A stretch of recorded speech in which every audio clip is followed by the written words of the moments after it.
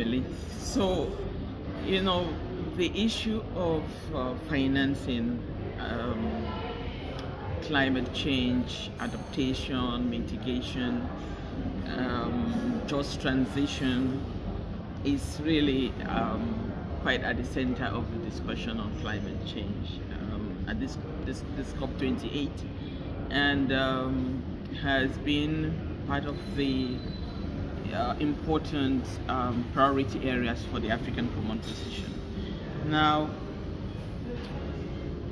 we have of course, climate financing, where we have the Green Climate Fund and the global promises made at Paris to support adaptation to climate change. So the 100 billion that the world promised for supporting adaptation work that has not really materialized.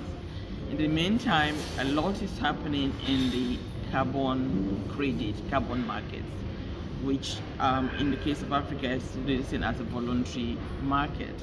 Now, communities, countries, in a sense, are given a market value for projects that are designed to absorb carbon emissions, to reduce carbon emissions. Very often, the companies are from the West, that represent, of course, the interests of Western countries in terms of reducing their carbon emissions. Now, there are certain standards that are used to evaluate the value of the emissions that a project is going to, if you like, support in reducing and capturing that carbon. And we feel as AUDA-NEPAD that those standards sometimes are not that favorable to African countries. You also have to have means and capacity to verify, to monitor and verify that project you're doing is actually capturing the carbon. And very often, that capacity is not there in many African countries.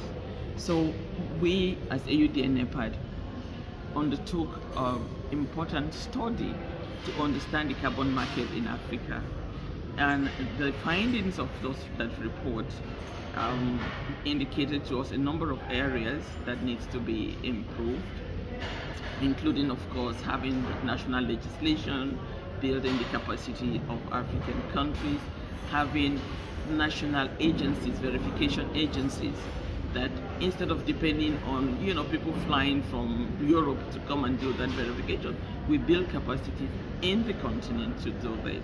So for us, this is a groundbreaking publication, and going forward, what NEPAD is going to do in collaboration with partners like the African Europe Foundation, the VESUS agency, Afrexim Bank, and others, is a couple of things. One, establish a platform where carbon credit can be traded in Africa. So we don't need to go and trade it in platforms out of the continent. Establish an African platform, one or two, where we can have our own projects traded there. That way you control the price, you can negotiate better prices for the communities and the countries. And secondly, design a standard, which we are calling African Gold Standard, that will make sure that African countries, and particularly African communities where these projects are being implemented, benefit from the revenues that are generated from carbon trade. So that gold standard is designed to ensure that African communities will build in those social and environmental components that are not very clear in the current standards that are there now. So three things, as I said: establish the platform, develop the standards, and then the last one is to support member states' capacity, so that we have those verification agencies in the countries, we have regulatory frameworks that gives confidence to also the investors that want to come and invest in the projects that are designed for carbon credit purchase.